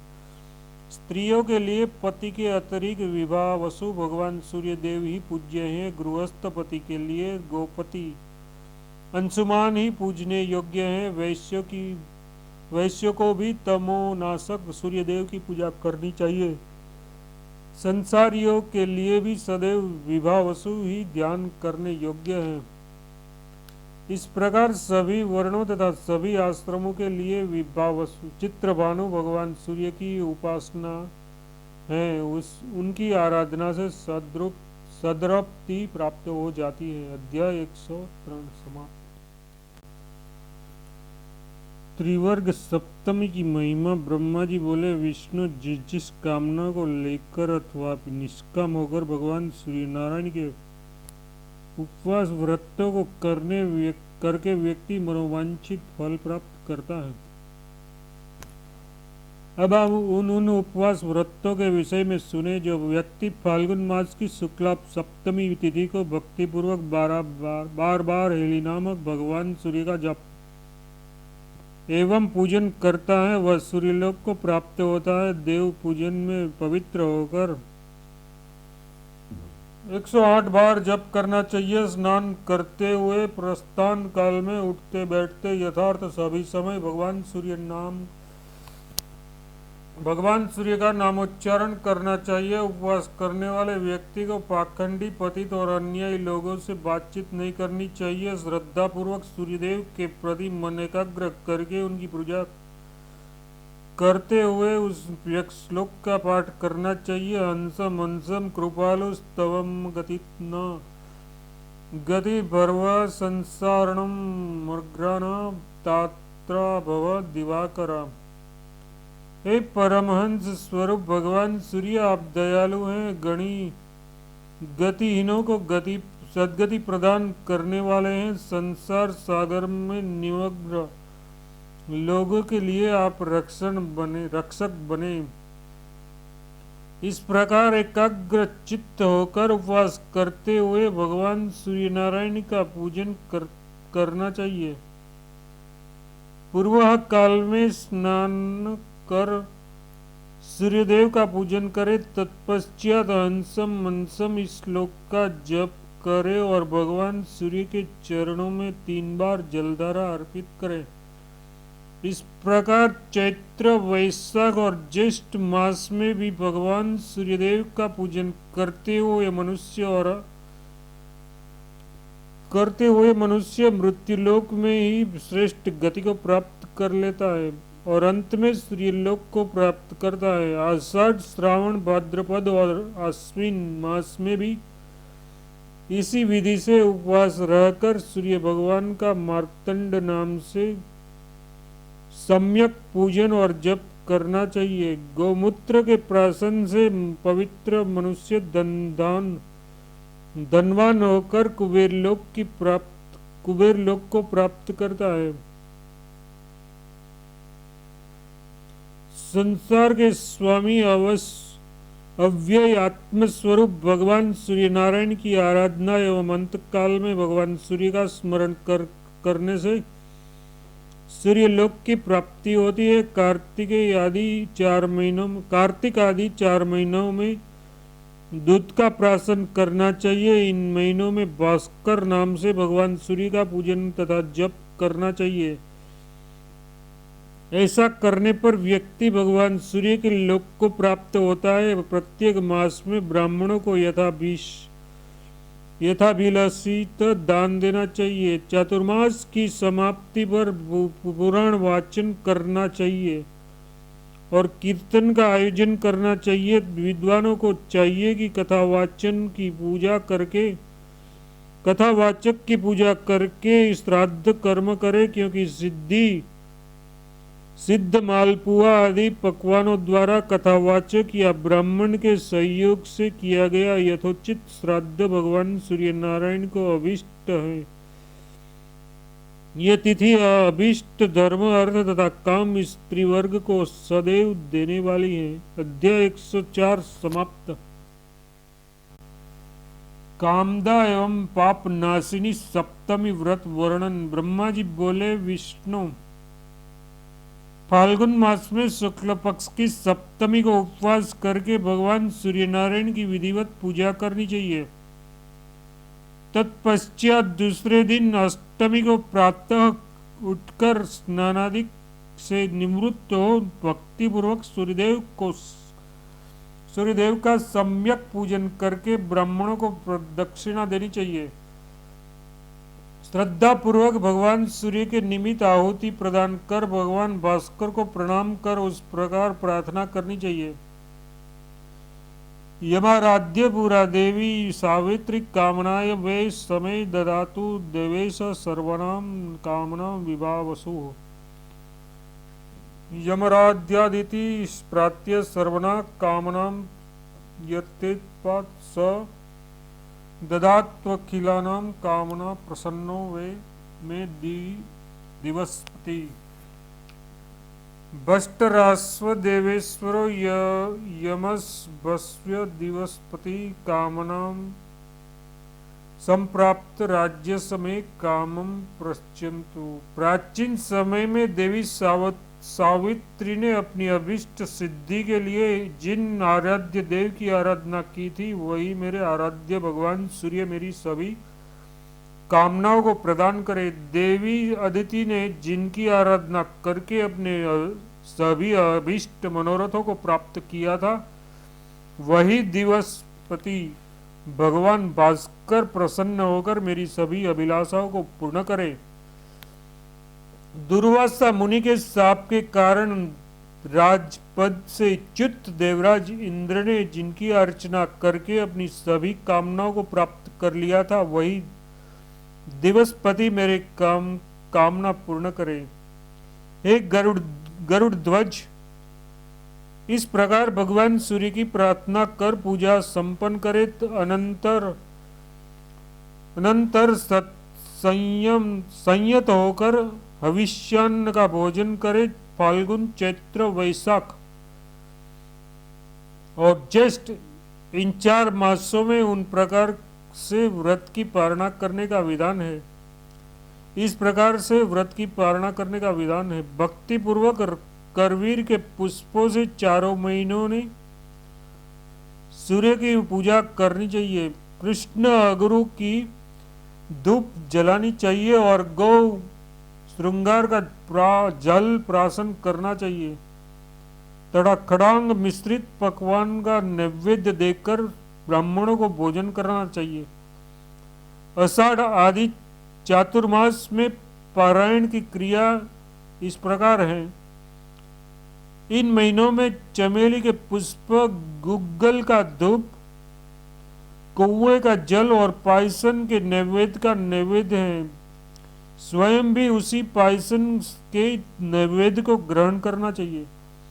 कार्तिक आदि चातुर्मास में गौमूत्र से शरीर शोधन करना चाहिए।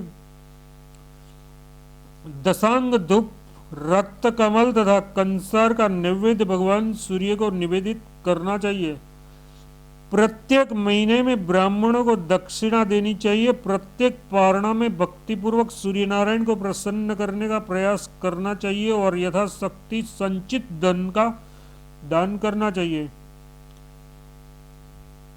वित्तशालायकता मतलब कंजूसी न करे, क्योंकि सद्भाव से पूजा करने पर तथा दान आदि से 7 घोड़ों से युक्त रथ पर आरूढ़ होने वाले भगवान सूर्य प्रसन्न होते हैं। पारणा के अंत में यथाशक्ति जल आदि से स्नान कराकर पूजा करने पर भगवान सूर्य प्रसन्न हो निर्बाध रूप से मनोवांछित फल प्रदान करते हैं। यह सप्तमी पुण्यदायिनी, पापनाशिनी तथा सभी फलों को देने वाली है। मनुष्य की जैसी अभिलाषाएं होती है, वैसे ही फल प्राप्त होते हैं। इस व्रत को करने वाला व्यक्ति सूर्य के समान ही तेजस्वी बनकर स्वर्णमय विमान पर आरूढ़ हो सूर्यलोक को प्राप्त करता है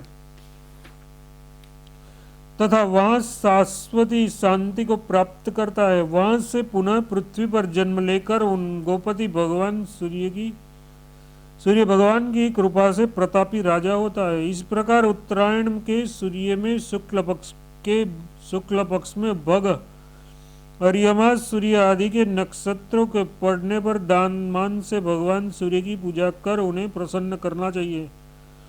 उससे संपूर्ण पाप नष्ट हो जाते हैं। उसे पापनाशिनी सप्तमी कहा जाता है। अध्याय 105 106 समाप्त। सूर्यपदद्य व्रत सर्वाप्ति सप्तमी एवं मार्तंडेय सप्तमी की विधि। ब्रह्मा जी बोले, धर्मज्ञ, अब मैं जगद्धाता देव देवेश्वर भगवान सूर्य नारायण के पद्य महात्म्य का वर्णन करता हूँ, उसे आप सुने। अंशुमाली सूर्यदेव ने संसार के कल्याण की कामना से अपने दोनों पादों को एक पाद पीठ पर रखा है, उनके वाम पाद को उत्तरायण और पद्म दक्षिण पाद को दक्षिणायन के रूप में जानना चाहिए। सभी इंद्र आदि देवगण उनके चरणों की वंदना करते रहते हैं। हम और आप सूर्यदेव के दक्षिण पाद की अर्चना करते हैं। विष्णु तथा शंकर श्रद्धापूर्वक उनके वाम पाद की पूजा करते हैं। जो मनुष्य प्रत्येक सप्तमी को भगवान सूर्य की विधिवत आराधना करता है, उस पर वे सदा संतुष्ट रहते हैं। भगवान विष्णु ने पूछा, गोलोक स्वामी सूर्य नारायण की आराधना किस प्रकार की जाती है, उसका आप वर्णन करें। ब्रह्मा जी बोले, उत्तरायण प्रारंभ होने के दिन स्नान करके संयमित मन से द्रुत दुग्ध आदि पदार्थों के द्वारा भगवान सूर्य को स्नान कराना चाहिए। सुंदर वस्त्रोपहार, पुष्प, धूप तथा अनुलेपन आदि से उनकी विधिवत पूजा कर ब्राह्मणों को भोजन और दक्षिणादि से संतुष्ट करना चाहिए। उसके बाद सूर्य भक्ति परायण व्यक्ति को उनके पद्मध्व व्रत का विधान ग्रहण करना चाहिए। तदनंतर स्नान करके चित्रभानु दिवाकर की वंदना करनी चाहिए। खाते, चलते, सोते, जागते, प्रणाम करते, हवन और पूजन करते समय भगवान चित्रभानु का ही जप करते हुए प्रतिदिन उनके नाम कीर्तन का ही तब तक जप करना चाहिए जब तक दक्षिणायन का समय न आ जाए। उनकी प्रार्थना इस प्रकार करनी चाहिए, परमात्मा ने ब्रह्म चित्रभानुमयम परम यमन्ते स्मरयामि समे भानु परागति। चित्रभानु परमात्ममय परम ब्रह्मा है, जिनका अंतकाल में भी भली भांति स्मरण करूंगा, जिनका अंतकाल में मैं भली भांति स्मरण करूंगा, क्योंकि वे ही सूर्य नारायण मेरी परम गति हैं। इस प्रकार स्तुति करके पारणमासिक भगवान सूर्य के व्रत को तब तक करना चाहिए जब तक दक्षिणायन पूर्ण रूप से न आ जाए। उसके पश्चात यथाशक्ति ब्राह्मणों को भोजन कराकर भगवान मार्तंडेय ने सामने पुण्य कथा और आख्यान का पाठ करना चाहिए। भक्ति पूर्वक यथाशक्ति याचक और लेखक का पूजन भी करना चाहिए। इस प्रकार जो मनुष्य यह व्रत करता है, उसको इसी जन्म में सभी पापों से मुक्ति मिल जाती है। यदि इस 6 मास के बीच में ही व्रती की मृत्यु हो जाती है तो उसे पूर्ण उपवास का फल प्राप्त होता है। इसके अतिरिक्त उसे भगवान सूर्य नारायण के चरणद्वक पूजन का फल भी मिलता है। ब्रह्मा जी पुनः बोले, माघ मास के कृष्ण पक्ष की सप्तमी को सर्वाप्ति सप्तमी कहते हैं। इस व्रत से सभी अभिष्ट कामनाएं पूर्ण हो जाती हैं। इस व्रत में पाखंडी आदि दुराचारियों से वार्तालाप न करें और एकाग्र मन से विनम्र होकर उन्हीं भगवान सूर्य का पूजन करें। माघ आदि 6 मासों में प्रत्येक संक्रांति को पारणा मानी गई है। तदनुसार माघ मास की 6 मासों में क्रमशः मार्तंडेय का, चित्रभानु, विभावसु, भग और हंस, ये 6 नाम कहे गए। पूरे 6 मासों में धृत दुग्धादि पंचगव्य पदार्थों का स्नान और प्राशन के लिए प्रशस्त एवं पापनाशक माना गया है। इस व्रत में तेल और क्षार पदार्थ ग्रहण न करे, रात्रि में जागरण करे। संसार में सब कुछ देने वाली यह तिथि सर्वथा वाप्ति सप्तमी के नाम से विख्यात है। हे अनघ, अब मैं कल्याण करने वाली मार्तंड सप्तमी का वर्णन करता हूँ। यह व्रत पौष मास के शुक्ल पक्ष की सप्तमी को किया जाता है। उनके सम्यक अनुष्ठान से अभीष्ट फल की प्राप्ति होती है। उन दिन व्रत रहकर भगवान सूर्य का मार्तंड नाम से पूजन एवं निरंतर जप करना चाहिए। ब्राह्मण की भी विशेष श्रद्धा भक्ति से पूजा करनी चाहिए। उस प्रकार पवित्र मन से सभी मासों में उपवास करके प्रत्येक मास में अपनी शक्ति के अनुसार ब्राह्मणों को गौ आदि का दान देना चाहिए। दूसरे वर्ष में उपवास पूर्वक यथाशक्ति सूर्य नारायण के निमित्त गौ आदि का दान देने से व्रती साक्षात भगवान मार्तंड के लोक को प्राप्त करता है। इस मार्तंड नामक सप्तमी की नक्षत्र गण उपासना करके ही धुलोक में प्रकाशित होते हुए आज भी स्थित दृष्ट होते हैं। अध्याय 107 से 109 समाप्त।